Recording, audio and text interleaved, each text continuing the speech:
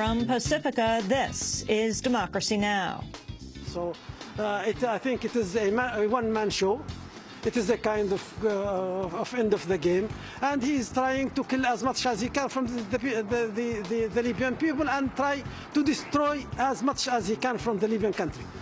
Untold hundreds are dead as Libyan troops and mercenaries attack demonstrators calling for the ouster of Colonel Muammar Gaddafi. Uprisings from the Middle East to the Midwest will go to Ohio, where thousands are expected today to protest a union-busting bill, and then to Madison, Wisconsin. We'll speak with Reverend Jesse Jackson. He's walking children back to school today as schools reopen after a week of strikes by teachers.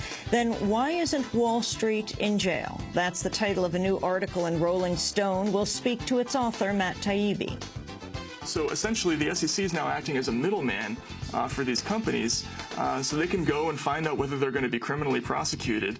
Then once they get that information, they can make a decision about whether or not to settle financially with the SEC, and they pay a settlement. Nobody gets criminally prosecuted. No individuals ever get fined. So who does go to jail? We'll go to Pennsylvania, where a federal judge is free on appeal after he was convicted of taking cash for kids. He took money in exchange for sending juvenile offenders to for-profit jails. We'll speak with a mother whose son committed suicide after the judge sent him to jail twice. All that and more coming up. Welcome to Democracy Now!, democracynow.org, The War and Peace Report. I'm Amy Goodman. The UN High Commissioner for Human Rights, Navi Pillay, has warned that the widespread attacks against protesters in Libya amounts to crimes against humanity. Witnesses in Tripoli have reported Libyan fighter jets and helicopter gunships have been used to attack protesters who are calling for an end to Muammar Gaddafi's four-decade rule. At least 300 people have reportedly died in recent days, and tens of thousands of foreigners are attempting to flee the country. Gaddafi briefly appeared on state television Monday to say he's still in Libya, but his grip on the country appears to be weakening. Opposition forces now control the eastern part of Libya, and numerous Libyan diplomats and soldiers have defected and voiced support for the opposition. Here in New York, Ibrahim Dabashi, Libya's deputy ambassador to the United Nations, accused Gaddafi of committing genocide. No, we are not with the Gaddafi. We have never been with Gaddafi. We are with the people, and we just made the statement to ask the international community to intervene, to do something to help the Libyan people who is facing genocide now in Tripoli. And he has been facing also crimes against humanity in all the eastern cities of Libya. Many Libyan-American activists have criticized the White House for its response to the bloody crackdown. President Obama last mentioned Libya Friday. Secretary of State Hillary Clinton has not said anything publicly, but issued a statement Monday calling for a halt to the, quote, unacceptable bloodshed. In recent years, Libya strengthened its ties to the United States and many European nations. 2 years ago, the U.S. firm General Dynamics signed a $165 million contract to arm the Libyan Armed Forces Elite 2nd Brigade. Halliburton, Shell, Raytheon, Dow Chemical, and Chevron are all members of the U.S.-Libya Business Association. And in 2009, it was revealed that British forces were training Libyan special forces in counterterrorism techniques. Reed Brody of Human Rights Watch called on the international community to respond to the mass killings. We would like to see Friends of Libya, the African Union and the European Union make clear that this violence against unarmed protesters has to stop, that these are crimes that are being committed, and that those who commit them could be brought to justice. We would like to see a total cutoff of military and security aid to Libya, and demand that Libya restore the Internet and allow journalists and human rights groups in to see what is really happening. In other news from the region, Egypt's public prosecutor has requested the freezing of all foreign assets held by former Egyptian President Hosni Mubarak and his family. The King of Bahrain has ordered the release of some political prisoners following a week of protests in the Gulf nation. Meanwhile, Iranian authorities have detained the son of opposition leader Mehdi Karoubi.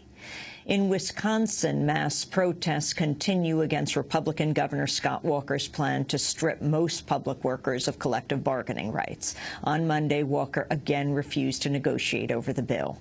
Meanwhile, more information has come to light about the close ties between Governor Walker and David and Charles Koch, the billionaire brothers who helped bankroll the Tea Party movement. According to Wisconsin campaign finance filings, Koch Industries funneled $43,000 to Walker's gubernatorial campaign, making it one of Walker's biggest contributors. In addition, Koch Industries gave over $1 million to the Republican Governors Association, which played a key role in the Wisconsin race. Since taking office, Walker has been in close contact with Americans for Prosperity, a Koch-funded organization. The head of the organization, Tim Phillips, told the New York Times his group had worked behind the scenes to try to encourage a union showdown in Wisconsin. U.S. officials have admitted an American detained in Pakistan for allegedly murdering 2 men was a CIA agent and a former employee of the private security firm Blackwater. Up until Monday, the Obama administration had insisted Raymond Davis was a diplomat who'd acted in self-defense. With respect to Mr. Davis, our diplomat in Pakistan, we've got a very simple principle here, that every country in the world that is party to the Vienna Convention on Diplomatic Relations has upheld in the past and should uphold in the future. And that is, if our diplomats are in another country, then they are not subject to that country's local prosecution. The Guardian newspaper of London first reported Richard Davis's CIA link on Sunday and added that many U.S. news outlets knew about his ties to the CIA but did not report on it at the request of the U.S. government. On Monday, the New York Times and Washington Post confirmed the CIA link and admitted to withholding the story. David Lindorf is an investigative reporter who's been closely following the story. He's an editor at the site thiscan'tbehappening.net. The rather amazing thing about this story with Raymond Davis is how the New York Times and some other American news organizations hid this from the American public. They actually knew that Davis was working for the CIA, even as the president at a press conference was saying that he was a diplomat, and they allowed that lie to get printed, for instance, in the New York Times without a correction, which is worse than hiding the information. It's actually allowing the president to lie. The arrest of Raymond Davis has set off a diplomatic crisis between the U.S. and Pakistan and has provided the world a glimpse of the secret U.S. war in Pakistan. Pakistani authorities claim Davis acted with excessive force in shooting the men 10 times from both inside and outside his car. One of the victims was shot in the back as he fled. Upon his arrest, Davis was found in possession of surveillance equipment, large amounts of ammunition and camera that included photos of madrasas and prohibited installations along the border with India. Tension is rising between U.S. and Afghan officials after reports that 64 Afghan civilians may have been killed in NATO attacks last week. The Washington Post reports General David Petraeus suggested Sunday in a closed meeting that pro-Taliban Afghans might have burned their own children or invented stories to exaggerate claims of civilian casualties. Afghan officials present at the meeting were said to have been shocked by Petraeus's comment. One Afghan official said, quote, killing 60 people and then blaming the killing on those same people rather than apologizing for any deaths, this is inhuman, he said. Researchers in the Gulf of Mexico have found dead baby dolphins are washing up along the Mississippi and Alabama coastlines at 10 times the normal rate. The Sun-Herald newspaper in Mississippi reports that 17 young dolphins have been collected along the shoreline so far this year, the first birthing season for dolphins since the massive BP oil spill. Deaths in the adult dolphin population have also risen sharply over the past 9 months. Meanwhile, a top marine scientist, Samantha Joy of the University of Georgia, has revealed that large amounts of the oil from the BP spill remain stuck on the bottom of the Gulf of Mexico, decimating life on parts of the sea floor. In education news, the state of Michigan has ordered Detroit to close half its public schools by 2013 and to increase class size in high schools to more than 60 students. The state claims the moves are needed to eliminate a $327 million deficit. In related news, Detroit has announced it plans to privatize maintenance services at the schools by hiring the company Sodexo. In media news, small television and radio stations serving rural areas are expected to be hardest hit if Republicans succeed in eliminating federal funding for the Corporation for Public Broadcasting. On Saturday, the House approved slashing about $430 million in funding for the CPB. According to the San Francisco Chronicle, CPB funding makes up as much as 45% of the budget of some rural public radio and television stations in California. For some stations broadcasting on Native American reservations or broadcasting in Spanish to farm workers, their federal subsidy is often at least half of their budget. Voters in Chicago head to the polls today to pick a replacement to succeed the retiring Mayor Richard Daley. Candidates include President Obama's former Chief of Staff, Rahm Emanuel, former U.S. Senator Carol Moseley Braun, former Chicago Schools President Jerry Chico, and City Clerk Miguel Del Valle. If no candidate receives 50% of the vote, a runoff will be held in 6 weeks.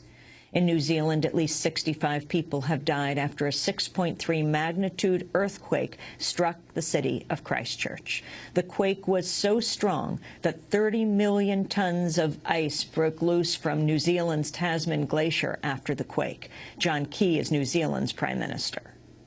I don't think we can go past the fact that we may well be witnessing New Zealand's darkest day. The advice I've had at the moment, I think viewers will understand and appreciate that it's very fluid advice at the moment, but the death toll I have at the moment is 65, and that may rise.